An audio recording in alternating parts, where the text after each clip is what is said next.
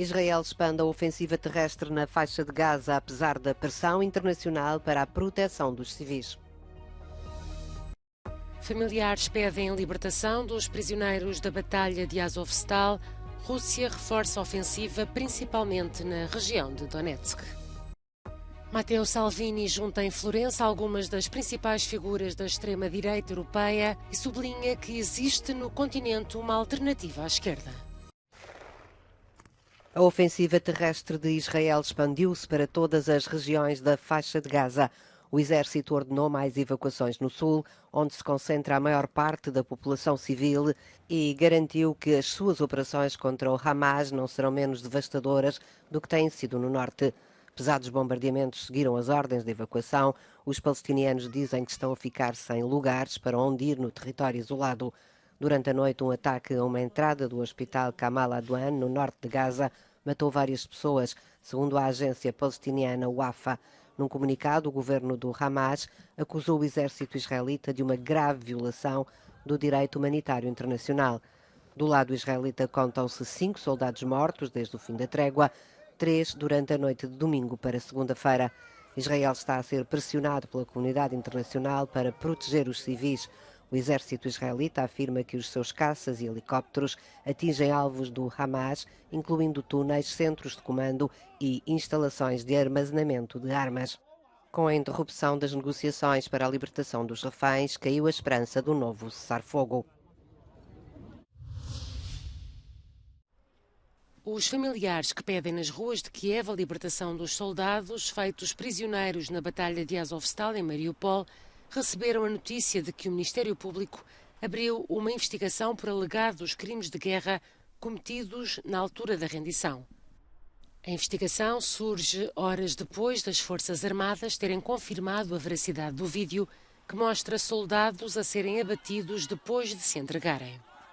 A troca de prisioneiros entre Ucrânia e Rússia foi suspensa no verão. Recentemente, o presidente ucraniano afirmou que milhares de pessoas regressaram a casa, mas outros milhares ainda estão em cativeiro.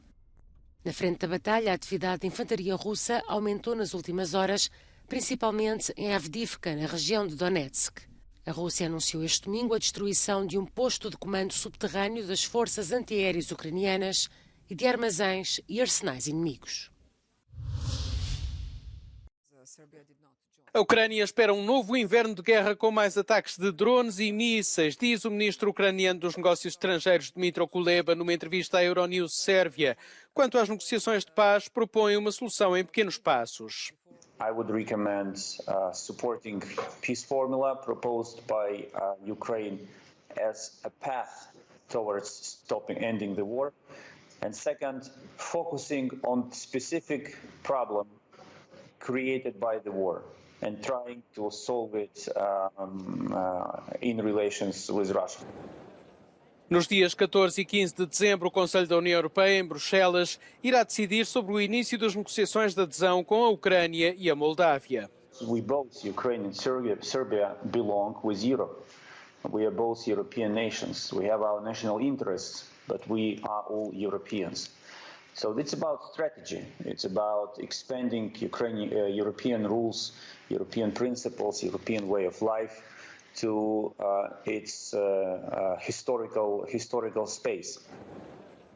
A Ucrânia espera aderir à União Europeia ao mesmo tempo que os países candidatos dos Balcãs Ocidentais. We urge the European Union not to repeat the mistake by protracting accession process for all countries, not only for Ukraine, but also for all countries, candidate countries, including, of course, Western Balkans. It will be fair to say that it was Ukraine who took the European Union out of its enlargement coma. And if we look back at 2 years ago, there was no serious discussion inside of the European Union about enlargement. And accession talks with Western Balkans were put on hold. Are these weapons delivered to Ukraine in a pace that you... No Dubai, a COP28 inaugurou o primeiro pavilhão da fé. O objetivo é unir os representantes religiosos que apoiam a ação climática para alcançar as metas do Acordo de Paris. Durante a cerimónia de inauguração, através de uma mensagem vídeo, o Papa Francisco pediu a união mundial em defesa do clima e da paz. Hoy el mundo tiene necesidad de alianzas que no sean contra alguien, sino a favor de todos. Y es urgente que las religiones, sin caer en la trampa del sincretismo, den el buen ejemplo, trabajando juntas no por los propios intereses o los de una parte, sino por los intereses de nuestro mundo. Este domingo, as consequências das alterações climáticas na saúde estiveram em destaque na Conferência da ONU. Ativistas e especialistas pediram medidas concretas para impedir 7 milhões de mortes por ano por causa da poluição atmosférica e da propagação de doenças. Centenas de pessoas manifestaram-se em Paris contra o projeto de lei do governo sobre a imigração.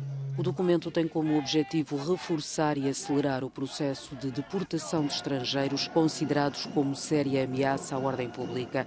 Mas as organizações humanitárias dizem que é uma ameaça aos direitos dos requerentes de asilo e de outros migrantes. A manifestação também marcou o 40º aniversário da Marcha pela Igualdade de 1983, que representa a entrada de jovens imigrantes na vida cívica e política francesa.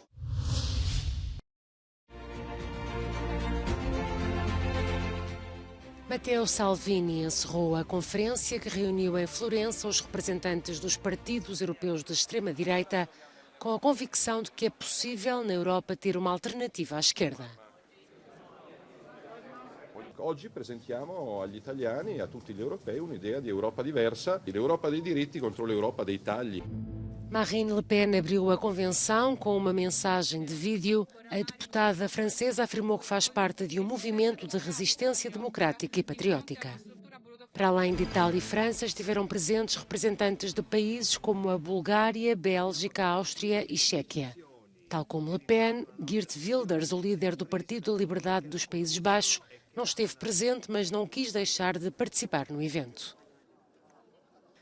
Em resposta à conferência da extrema-direita, várias pessoas juntaram-se em Florença numa manifestação a favor da União Europeia.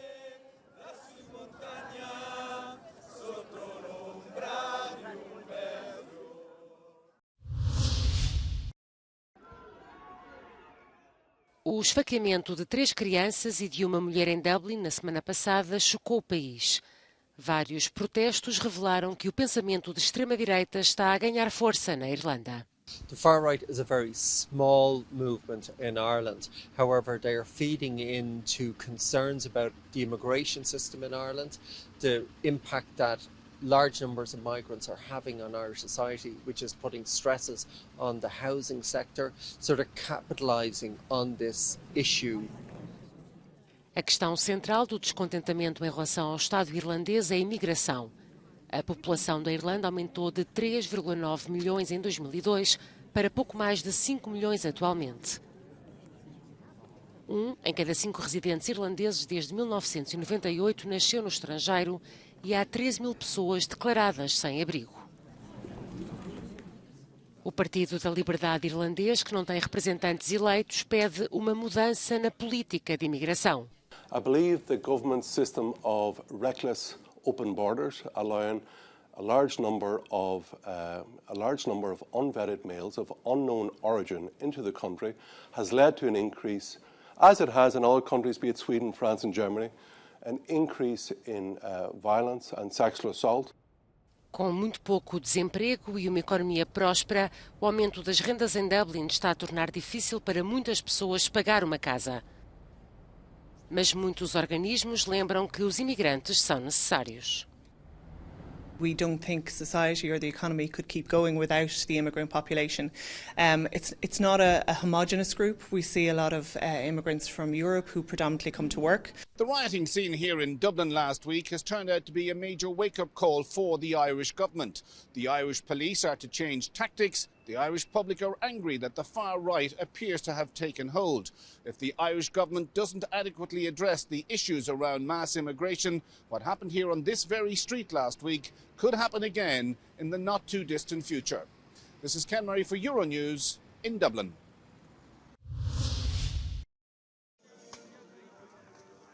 Milhares de pessoas reuniram-se sob a colina de Santan para assistir à reconstituição da Batalha dos Três Imperadores em Austerlitz.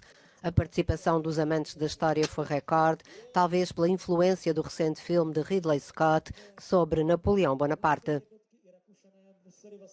Letos je tady 1200 vojáků, kteří mají 25 kanónů a 60 koní, jsou z 15 zemí světa. O filme de Ridley Scott, que tanta controvérsia tem suscitado, sobretudo em França, foi de facto um grande tema de conversa. Os historiadores locais têm reservas quanto à sua verdade histórica. On to vlastně postavil na legendě, kterou Napoleon vtělil do svého propagandistického bilténu těsně po bitvě. Ta legenda mluví o tom, že svými děly rozstřílel let zamrzlých rybníků pod nohama ruské armády a zahynuli tam tisíce nepřátel. O ator americano Mark Schneider lidera as tropas francesas em Austerlitz como Napoleão desde 2005 e também tem reservas. It's an overwhelming film with lots of extras, lots of drama, but unfortunately it's not very accurate to the period. Os críticos estão incomodados, mas os defensores do Napoleão de Scott Ridley argumentam que o filme é entretenimento e não uma aula de história. Os organizadores desta batalha de Austerlitz, no entanto, querem que o realizador veja como se faz.